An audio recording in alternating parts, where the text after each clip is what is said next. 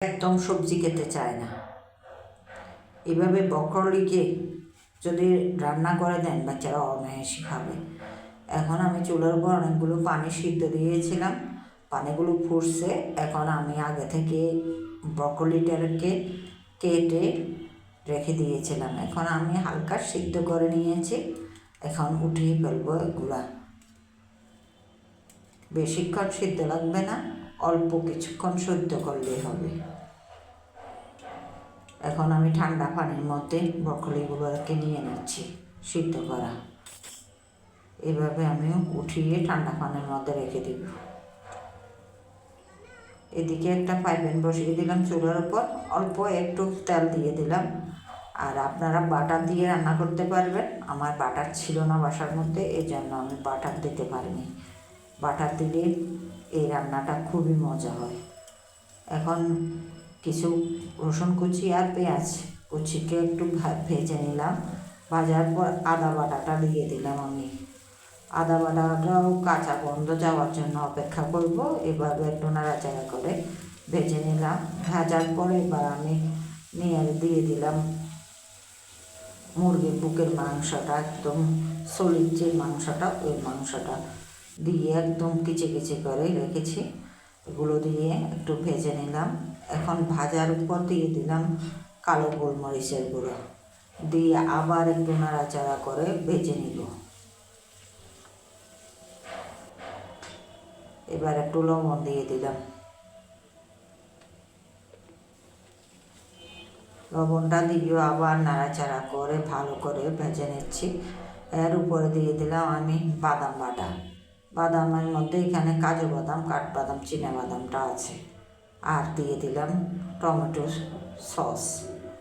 আমি সসটা আর কি বেশি হয়েছে, এই জন্য আমি একটু ডিপ করে ফেললাম, টুকরো টুকরো করে রেখে দিয়েছি।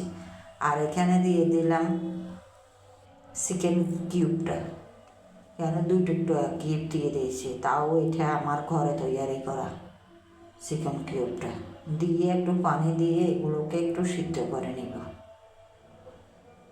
যেহেতু ডিপে রাখা হয়েছে, এগুলো পানির মধ্যে গরমের মধ্যে এগুলো ছাড়তে চায় না। এখন যেহেতু ঠান্ডা, একটু সময় লাগতেছে।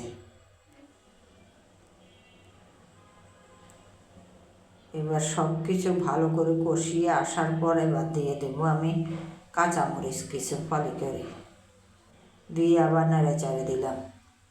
এবার আগে থেকে সিদ্ধ করা ব্রকলিগুলো দিয়ে দিচ্ছি। ব্রকলিগুলোকে ভালো করে দিয়ে একটু নাড়াচাড়া করে দেব সব কিছুর সাথে। বিশ্বাস করবেন না, এইভাবে যদি বাচ্চাদেরকে রান্না করে দেন, বাচ্চারা অনায়াসে খাবে। তারা বুঝবে না এটা ব্রকলি না ফুলকপি। এক টুকরা চিকেনের মাংস দিয়ে রান্না করে দিলে তারা অবশ্যই খেয়ে ফেলবে, খুব মজা করে। আমার বাচ্চারা তো অনেক মজা করে খেয়ে ফেলে। একবার ট্রাই করতে পারেন এরকম আমার ভিডিওটা দেখে, যদি ভালো লেগে থাকে। এবার একটু পানি দিয়ে আমি সিদ্ধর মধ্যে রেখে দিলাম। এখন সিদ্ধ হয়ে গেছে সব কিছু। আগে যেহেতু একটু হালকা সিদ্ধ করে নিয়েছি, সব কিছু সিদ্ধ হয়ে গেছে। এবার আমি একটু কর্নফ্লাওয়ার দিয়ে দেব। আগে থেকে গুলে রেখেছিলাম পানি দিয়ে, এটা দিয়ে দিলাম।